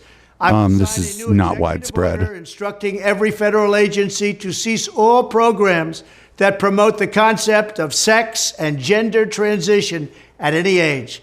I will then ask Congress to permanently stop federal taxpayer dollars from being used to promote or pay for these procedures and pass a law prohibiting child sexual mutilation in all 50 states. It'll go very... That's already illegal. I will declare that any hospital or healthcare provider that participates in the chemical or physical mutilation of minor youth will no longer meet federal health and safety standards for Medicaid and Medicare and will be terminated from the program immediately. Furthermore, I will support the creation of a private right of action for victims to sue doctors who have unforgivably performed these procedures on minor children. The Department of Justice will investigate Big Pharma and the big hospital networks to... So not for nothing, he doesn't understand also that the Department of Justice and the Executive Department are ostensibly separated from one another, that the president generally cannot tell the Department of Justice what to do. There's supposed to be like separation of powers going on there. Determine whether they have deliberately covered up horrific long-term side effects of sex transitions in order to get rich at the expense of vulnerable patients, in this case, very vulnerable. We will also investigate whether Big Pharma or others have illegally marketed hormones and puberty blockers, which are in no way licensed or approved for this use. My Department of Education will inform states and school districts that if any teacher or school official suggests to a child that they could be trapped in the wrong body, they will be faced with severe consequences, including potential civil rights violations for sex discrimination and the elimination of federal funding. As part of our new credentialing body for teachers, we will promote positive education about the nuclear family, the roles of mothers and fathers. So what he's saying is he's like, we don't want, what we don't want is for the schools to tell you anything about a family that is different or how people are different, but we want them to tell you that this kind of family, the mother, father, 2.5 kids in a fucking white picket fence in an SUV or whatever, is okay. The first one is indoctrination. The second one, well, it's just, it's just what we think is normal and it's fine. Like, and what? Celebrating rather than erasing the things that make men and women different and unique. I will ask Congress to pass a bill establishing that the only genders recognized by the United States government are male and female, and they are assigned at birth. The bill will also make clear that Title IX prohibits men from participating in women's sports, and we will protect the rights of parents from being forced to allow their minor child to assume a gender which is new and an identity without the parents' consent. The identity will not be new, and it will not be without parental consent. No serious country should be telling its children that they were born with the wrong gender, a concept that was never heard of in all of human history. Nobody's ever heard of this, what's happening today. This is not true. This is not true. There have been trans people the whole time. Invented it just a few years ago. Under my leadership, this... They invented it a few years ago? Thank you very much. No, the moral panic about this started a few years ago. The people who were here before the white people wiped them out. They had many concepts about gender. There were, and I'm gonna fucking not do this justice. They had something they called, some tribes called it two-spirit. They had people, they had trans women and trans men and stuff. It's not new. It didn't just start. The fucking moral panic started, and it's a good thing this guy is like probably not even going to win the primary. I think his fame is up. But like Ron DeSantis is like kind of on the same page on this stuff. So we'll see what happens. Ron DeSantis, I think, is less likely to try to unilaterally do this stuff because he's a bit smarter of a political operator. But we'll have to see. We'll have to see what happens. And fucking, this is like what? Over a year. It's over a year from now. So there might be a whole ass new moral panic. They might have forgotten about this by then. Who knows? Who fucking knows? So now we're going to move on to the even more infuriating part of the docket. Up, we got Tim Pool. Tim Pool is a multiculturalism understander. He's going to tell you what multiculturalism is going to do. can, but thank y'all for making sure I don't starve to death. And they say, oh, we got you. We'll see you at church. When you have a shared community and everyone has similar values and they have scruples, you don't need to worry about the exploitation. The problem is now. Yes, that's right. Nobody's ever been exploited by a religious organization. Have a dejected, fractured society, a culture that doesn't share values, multiculturalism. You know, they try to pitch this idea that multiculturalism is like everybody holding hands under the rainbow. No, that only happens when people share moral values. If you have one group that says they think being gay is a sin and one group that says they don't, there's going to be a conflict between these two groups. Thus, if you, like a society we have now, implement a system that is fairly libertarian and has social programs, I shouldn't say libertarian, it's fairly authoritarian over the past few years. But if you implement these social programs, people will exploit it because they don't care about you, they don't know you, they've never talked to you, and they will take from you whatever they can. And that's... Which people? It's a sad indictment of humanity. But the reality is cohesive culture is what makes everything work. So I'm not sure it's left or right or whatever. That's meaningless to me. What matters is, does Whoopi Goldberg have strong moral fiber? I think the answer is she does. Really, I do. I think if you went to someone like Whoopi Goldberg and said, do you want to see someone hurt? She'd say, no, of course not. The problem is she's also on the back end of the bell curve. Low information voters. Whoa, just all dropping the bell curve. All right, Tim. I mean, I know what he just said. He said low information voters, but viewers of the Intellectual Dollar Tree and listeners to the Intellectual Dollar Tree know exactly what he's talking about. The choice of the bell curve was a deliberate one. If anybody doesn't know, the bell curve is a book, a widely criticized book written by Charles Murray.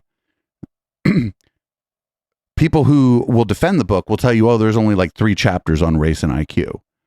But the problem is when he brings the book home at the end, he's talking about how certain people, certain groups just have lower cognitive capacity and it's dragging down society. And so, bringing up the bell curve, we know what he said. He was saying that she's a low intelligence, and his like calling up of the bell curve would lead one to believe that he means because she's black. I don't know how smart Whoopi Goldberg is, and I'm not sure that there are accurate ways for us to measure necessarily how intelligent someone is. Because, like, if you give somebody a test or whatever, like, did they have breakfast? Are they feeling a little under the weather? Like, are they nervous about the test? All kind of shit's going to affect your ability to take a test. So it was a choice to evoke the bell curve. There's a really good episode of the Intellectual Dollar Tree. It's called Who Boffed the Neanderthal? I'm not kidding. That's what we called the episode. It's kind of a funny name, but the episode's a fairly serious episode about we kind of interrogating the ideas of Charles Murray and his career and the bell curve specifically, and how people like Sam Harris have sort of laundered these ideas. Speaking of people who launder ideas about race and IQ, here's Jordan Peterson. He is going to just do just asking questions about the vaccine because of course he is. He's going to, we don't know anything. We don't know these things. It's at a Daily Wire event, and it's interesting that there's what I believe to be Russian subtitles under. I don't know for sure if that's Russian. Vaccines killed more people than they saved. You actually don't know that. Well, no, we don't know that because we didn't have time to do the studies. Okay, that means you don't know it. And things go wrong badly. Now, I don't know if you know this, but you might, but there's been a substantial it's spike Hebrew. I didn't know that. in mortality in Europe in the last 5 months. Like in Spain, it's 36% above normal. Why? Well, there's 2 possible reasons, and I don't know which of these is true, and there might be other reasons. One is the vaccines are killing people. Now, I doubt that, but it's possible. Okay, now, the more likely cause, I believe, is that because we prioritized COVID lockdown above all else, we stopped people from receiving necessary medical care on all sorts of fronts, and we stressed them 3/4 to death. And so now a bunch of them are dying. And my suspicions are if we did the all-cause mortality analysis with any degree of propriety, we'd find that the whole lockdown process, I suspect it'll kill 100 people for everyone it saved. That's my guess. Now, that's a guess. This is this jacking off, JAQ, just asking questions. We don't know. And also, he said, if I'm not mistaken, he said over a 2-month period, there was a 36% increase in all-cause mortality. Is that compared to the 2 months before it? The same 2 months last year, the same 2 months 10 years ago? Because it might just be a fucking anomaly, and then it'll just go back to normal. Maybe it'll drop lower than it was before after that. I don't know. It seems like there's a high chance that what he's describing is an anomaly. Just because something's out of the ordinary doesn't mean that there's some fucking nefarious cause for it. We talk a lot about conspiracy communities around here, and conspiracy communities, a big thing that conspiracy theorists do is they go anomaly hunting. They just go find things that don't seem right and be like, aha, that's the smoking gun. It's like, well, no, that just doesn't seem right to you. You know, maybe it didn't seem right to me either. That doesn't mean that there's any conspiratorial or nefarious explanation for what's going on. Just something doesn't seem right, something out of the ordinary. I bet an anomaly happened to me yesterday, and I fucking forgot about it. Anyway, here's more Geordie Pete. He's doing a sexism on what appears to be a British TV show. Maybe you just think that women should be equally represented in the decision-making fora of our nation. Maybe that's really just about having proper equality in a body that's meant to be representative. Well, I do believe that women should have... I don't understand your question, I guess. I guess you don't. That's pretty obvious, unfortunately. Well, how about if you phrase it more clearly, instead of just insulting me? No, keep insulting him. Fuck it. Look at it this way. Let's talk about quotas for a minute. So there's he just changed the subject. He's like, actually, I don't want to talk about the lack of representation of women in government bodies. Let's talk about quotas. Array of jobs that are fundamentally done by men. So, for example, Member of Parliament, 99.9% of sorry, Alex, I'm going to bricklayers. stop sledging you now, I promise. I'm happy to give my minute to Jordan. Why? 99.9% of bricklayers are men. Should we have quotas for women? Is bricklaying representative democracy? That has nothing to do with the question. The question. No, but you what? If there's evidence. But you just hand waved what she was saying, and now you're like, well, now what you're saying has nothing to do with my question. If I were her, I'd just hand wave what he's saying. Of structural inequality and oppression, because women aren't precisely represented at 50% in all professions at all levels, then why don't we have a conversation about having women represented in all professions at all levels? Why do we talk about the C-suite, for example? Why do we talk about politics and positions of power? Why don't we talk about it across the board? Why he's like, why are we only talking about it in places where people have power? Jordan, it's because those are the places where people have power and can make decisions that impact hundreds of thousands, millions, possibly hundreds of millions of people. This guy can't be that dense. Let's just pause and... yeah, but that's because it's power. You pose a question to Terry Butler. Go ahead and answer it. Then we'll hear from the other panellists. His question to me? Well, yeah, if you'd like to answer the question about bricklayers. There's nothing wrong with bricklayers. Why there are no quotas in bricklayers. Her answer was, well, that's not representative democracy. She's right. And working with your hands is a fine thing to do. But that's not the same profession as being like a government representative who gets to vote on policy. He was like, oh, exactly 50%. I don't think anybody's talking about exactly 50% either. I just want to see it get a lot closer than it is.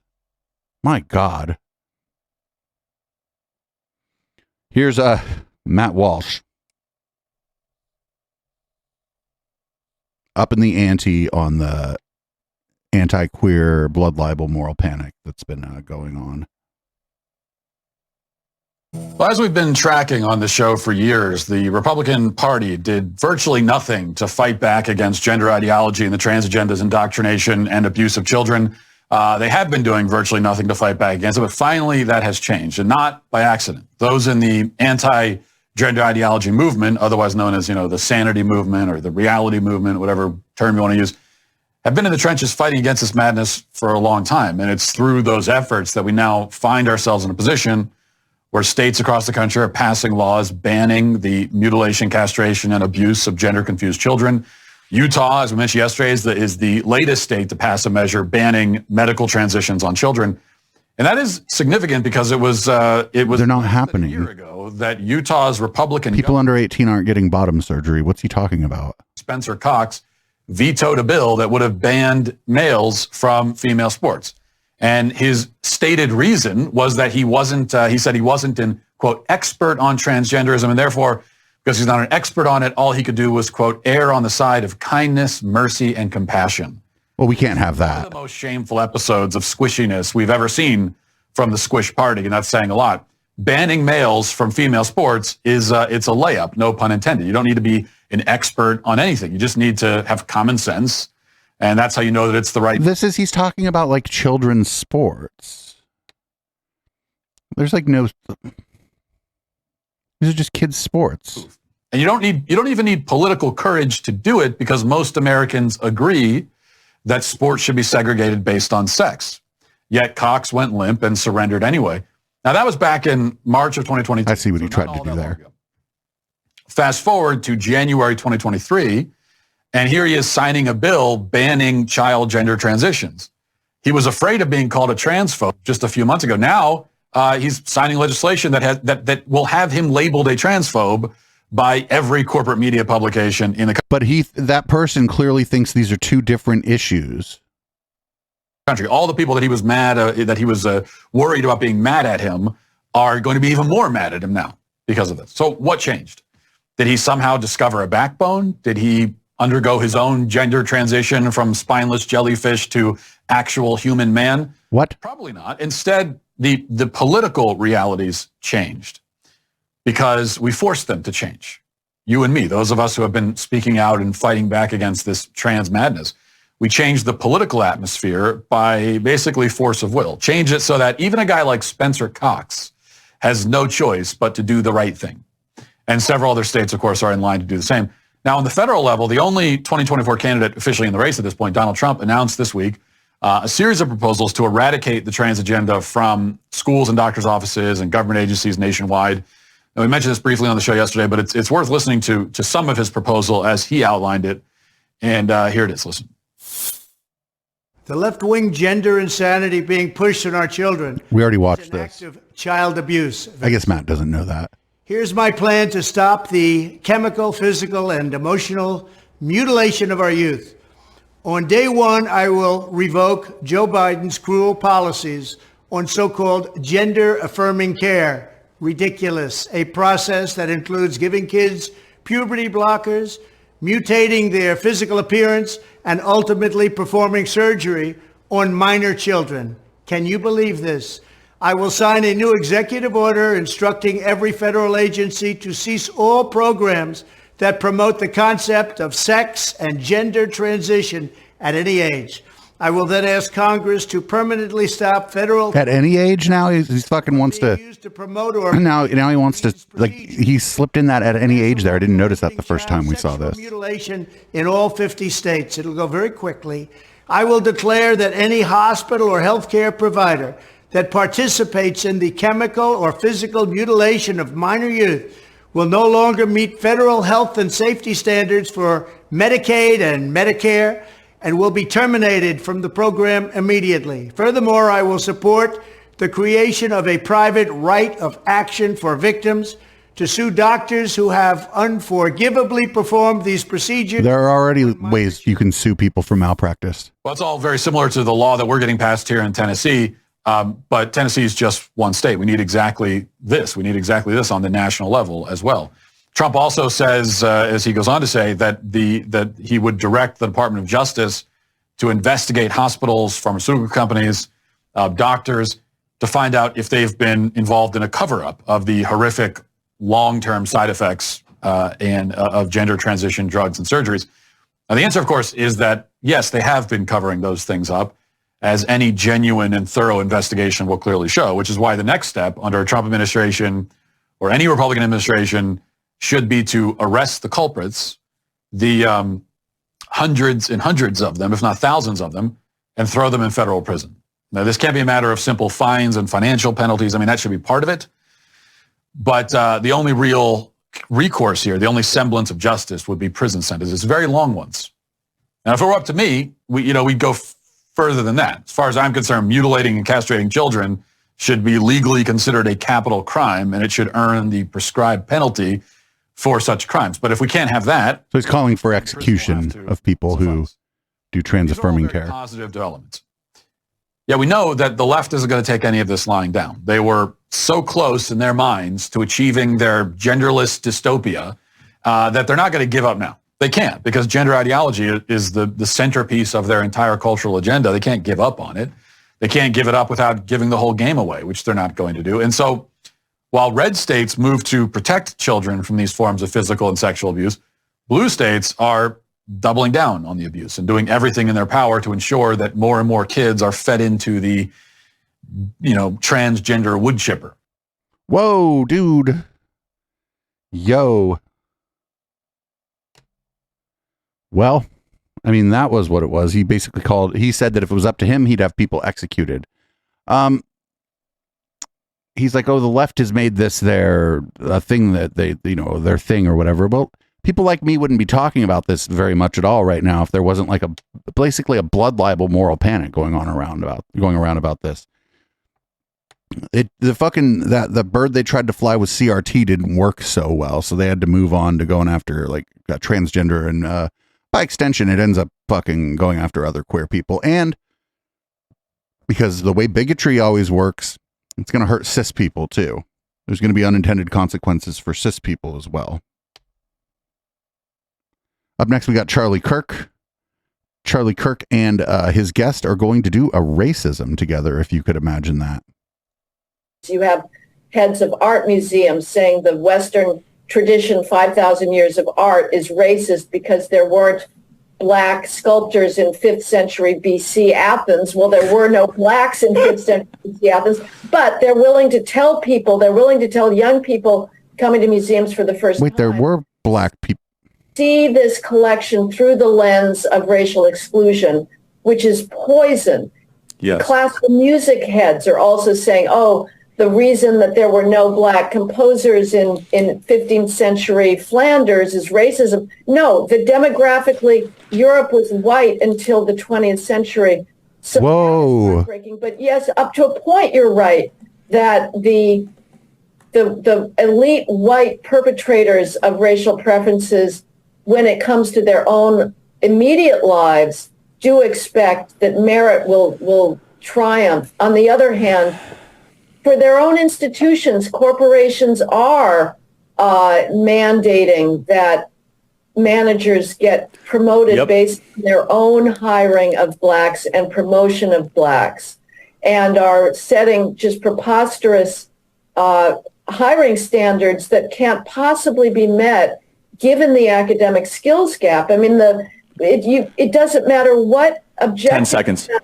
Sorry, Heather, we're up against a break, but we're going to have you back. And to just close the point, show me anything from the third world that is as beautiful as Beethoven's Fifth. You can't. Some things are more beautiful than others. Heather, thank you so much. The what he calls the third world was pillaged. And not for nothing, they kept a lot of the artifacts, didn't they? Why'd they keep the artifacts? Maybe, what do you mean there was nothing beautiful, or there wasn't anything beautiful like Beethoven's Fifth? They kept the artifacts. They pillaged the artifacts for a reason. Here's Charlie Kirk. He's like, why even have studies of black history at all? It's just too political. Ron DeSantis has been unbelievably effective on an educational rampage, you could call it. A couple weeks ago, you might have heard that Florida State Board of Education rejected the College Board's proposed AP African American Studies class. This is a course that would supposedly offer college-level instruction in black studies to high school kids. They claim it's been in the works for a decade, though it obviously got slapped together after George Floyd. The draft class was full of CRT, abolition of prisons, BLM, all this nonsense. And so Florida just said, no, we're not going to do this. This violates our laws, has no educational value. And yesterday, the College Board totally caved. They released a revised syllabus for the class, which took out CRT, BLM, and all of this nonsense from Ta-Nehisi Coates, from Harry Rogers and Ibram X. Kendi and Nicole Hannah-Jones. Oh, have one of those people on to talk to you. I still don't think Florida should approve a Black Studies curriculum. Black Studies is always going to be politicized, and we should not have high school studies based on race, period. There shouldn't be white studies. There should not be Latino studies. Racially themed classes are not appropriate in an educational environment. Now, if Florida does approve the class, it's still been a show of force and it's been a win. And the left is beginning to just lose their mind on this. They can't comprehend how effective Ron DeSantis has been in pushing back against critical race theory, postmodernism, post-structuralism, fighting for objective truth, the pursuit of goodness and beauty. Ron DeSantis has done more in the crusade for parent-centered, pro-American, decent, common-sense education than any other Republican that I can think of. And why is not every Republican doing this? It's a really good question. He chose the word crusade, which is, I would agree with him that this is a bit like a religious crusade. The idea, like, oh, Black Studies is political. Why? What? Why? I mean, they just want to say that so that they don't, they can't really say maybe what they really mean or whatever. But it's like, oh, this is too political. And it's like, oh, you mean this is too black. Anyway, we got this video appears to be from TikTok. I found it on Twitter. A new slur just dropped, y'all. Check this out. The term cisgender is rooted in division and needs to be removed from everyday society. Cisgender is used by the left to continuously confuse people that are completely content with themselves to identify with something else. I am a transgender woman telling you that it is 100% okay to call yourself a man or a woman. Please do. Reclaim yourself back, reclaim your identity, and follow along for more thoughts from a clear-thinking, educated trans woman. Thank you guys so much for the love and support. It's almost like the Republicans and the conservatives that have seen my video and have something to say only say something nice. So the golden rule still applies. For years, I was so scared to come out and talk about my Republican values because of the alphabet gang, which I just heard that they were referred to. Meaning my own trans community has scared the living heck out of me about talking about things that matter and protecting our children and keeping the home a sacred place. I mean, transness and the LGBTQ narrative has gone off course. Be who you are, but just turn the volume down a little bit. I can't wait for you guys to hear more from me, and thank you again.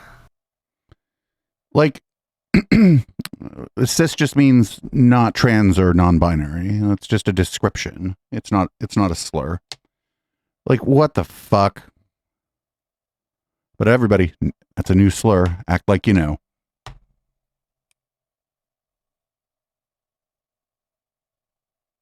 And we're going to talk about furries again.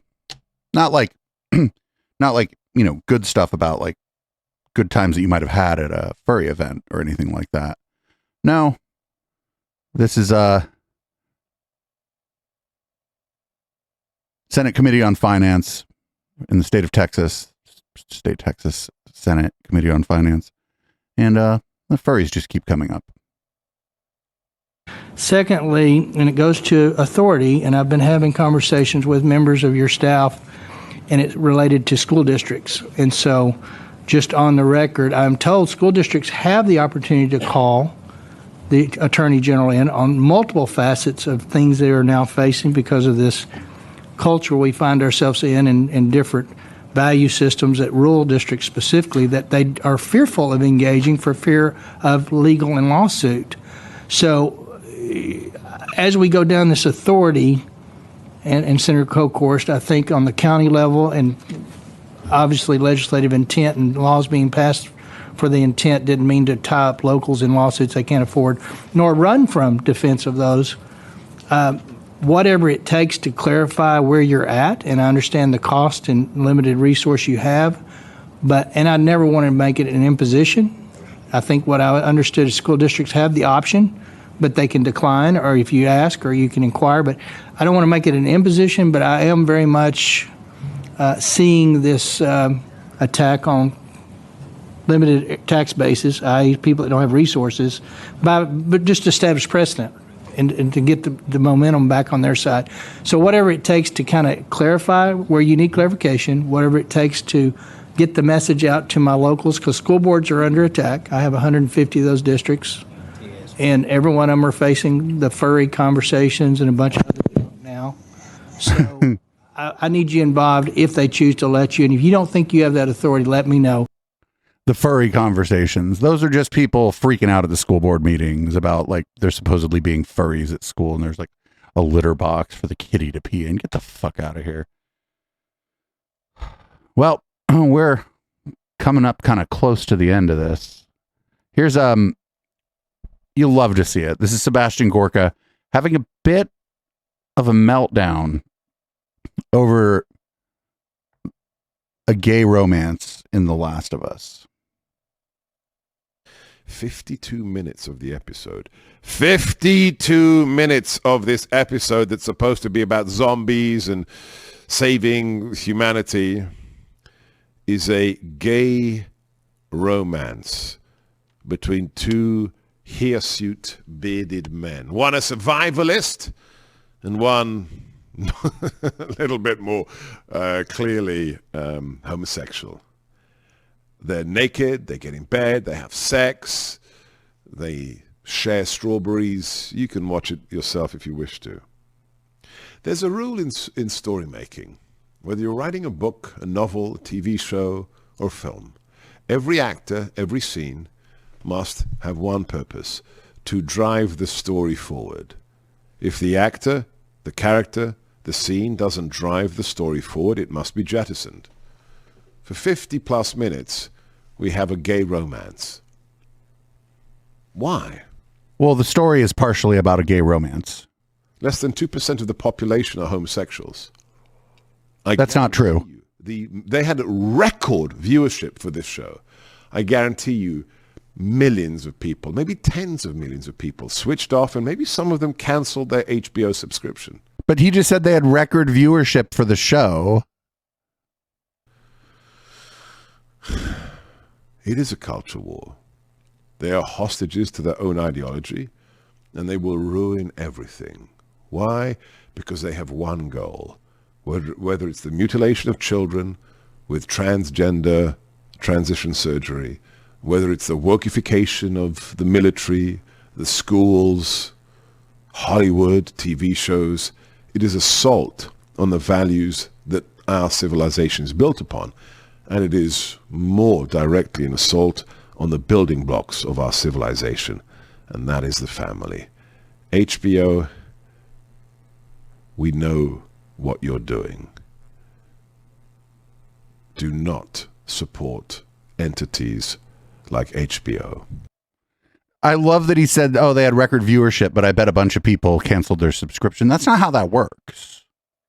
When you get record viewership on something, that generally means that people subscribe to your service just to watch it. So we'll do two more. We'll go a few minutes over, even though the podcast is already fucking 2 hours instead of 1 this week. We're going to wade into the discourse about the gym. So here's a tiny dancer, Ben Shapiro, going to talk about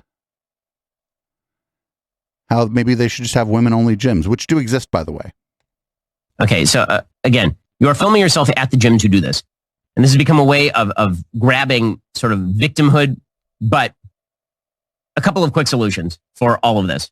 Okay, one, you could theoretically have separate gyms. There are a lot of women in the Orthodox Jewish community who prefer to work out at separate gyms specifically to avoid this, right? They work out at female-only gyms and males work out at male-only gyms. Another way to avoid this is presumably that you work out with a group of women. You can do that. There are many things that can be done. If this really bothers you, there are things that you can do to alleviate this problem. But pretending that men are not going to glance at you, or that can be alleviated by societally beating it out of them or by shaming them on TikTok is ridiculous. It's always going to be ridiculous. And that's not the same. Pretending that a stare is the same thing as a glance is silly. It is not the same thing as a glance. Pretending that men are not going to glance at women is silly. Pretending that men glancing at women is inherently a bad thing is silly. Again, that's how I would say virtually all dates get started this way. But because it's become a TikTok viral trend, we have to comment on it because, again, the idea from our culture is that human nature does not exist. And so all things I don't like are societal creations of, quote unquote, the patriarchy. And therefore, if a guy stares at me while I'm dressed in spandex, then it must be because the patriarchy indoctrinated him to do so. So one thing that's missing here is maybe if somebody decides to film this, I don't think you should film people at the gym. I just think it's, I think you should maybe contact security at the gym if something like this is happening. Maybe by the time somebody decides to bust out their phone and film this, maybe it's because this fucking dude has been leering at them the last 3 times or last 3 times they were at the gym or for the last 20 minutes or an hour. And they're, they don't really have any other way to deal with it other than to try to like shame this person. And that's like left out of this, just completely left out of this. It's like what happened before the video started. We got one more. We got Matt Walsh on the Piers Morgan show talking about how if you don't, basically policing women's clothes at the gym. Not for nothing at the gym, you can't wear a bunch of loose fitting clothes. It's unsafe.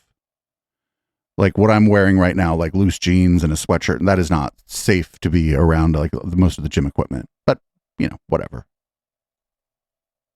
I don't think you can avoid looking at people because I'm looking at them to see what their form's like, how they're carrying certain weights, are they carrying more than me, male or female, I don't really care. I'm quite curious about other people using a gym. Am I now going to be suddenly appearing on Instagram, influencers sites as some sort of... Well, you could go talk to them. You could be like, hey, what are you doing here? I'm can you help me out here? I'm curious what you're doing over here. You could go talk to them like a normal person. Perv? Well, it's possible. And look, by the way, I don't mean to be a victim blamer here, but can we also say that if you're a woman and you don't want men to notice you in the gym, maybe wear more than your underwear to go work out. I mean, that's the one thing. These women in these videos, they're wearing sports bras and like... Well, what the motherfucker, what do you think a sports bra is for?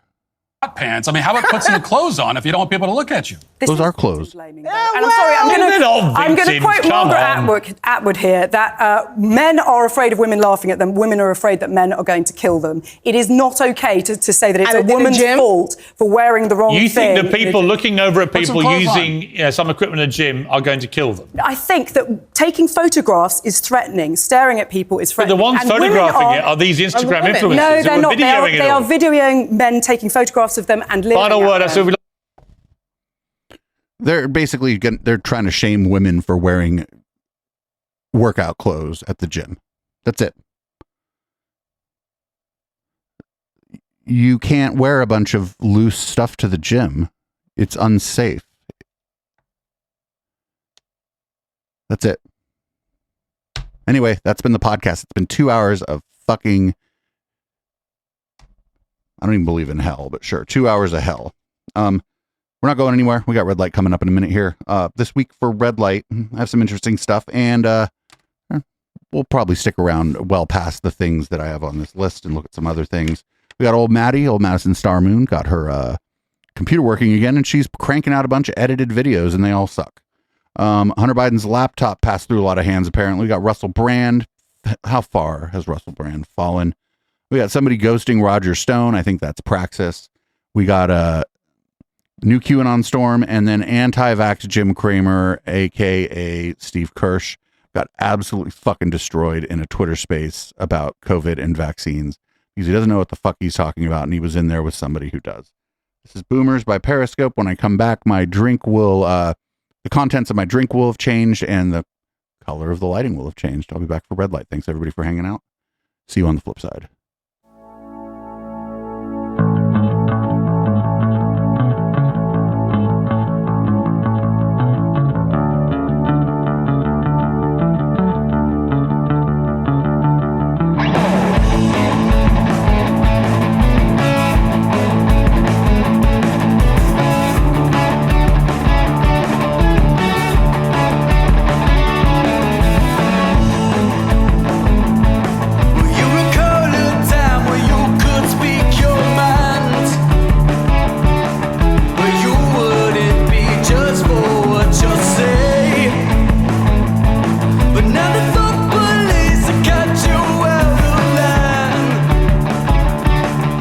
say you're blind 'cause you don't see their way. And they will tell you what they're telling how it is. They wanna take your rights for what they think is wrong. Well, all these kids are just so sensitive today. But they don't get their way, yeah. They don't get their way.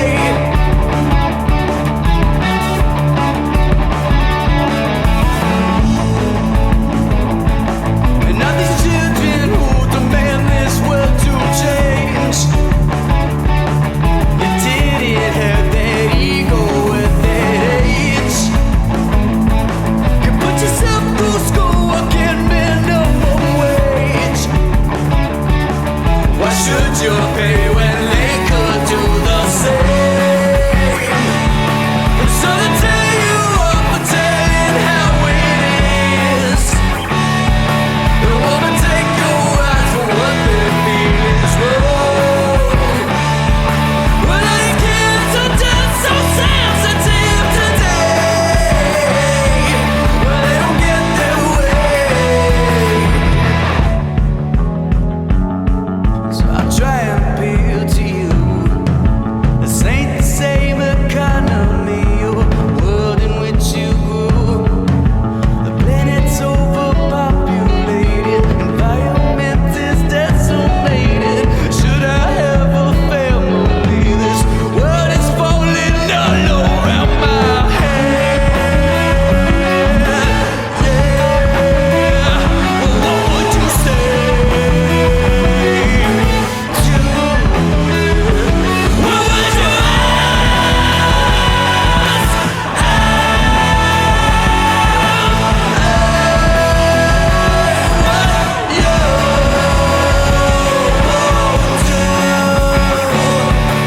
So I tell you what, I tell you how it is.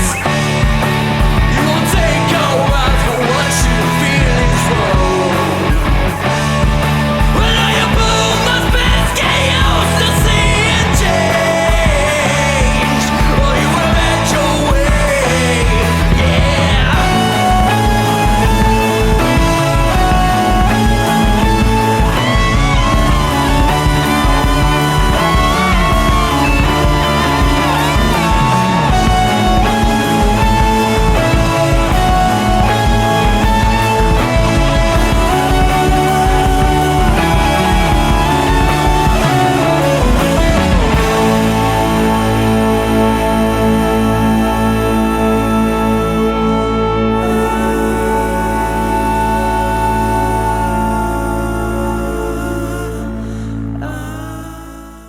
Can't get enough Echoplex and want to keep the conversation going with the hosts and community when we're not live? Then join our Discord server at discord.me/Echoplex. We have text channels, voice channels, meme repositories, and a whole section of screenshots that we don't even remember where they came from. Come join the Now Space on Discord at discord.me/Echoplex.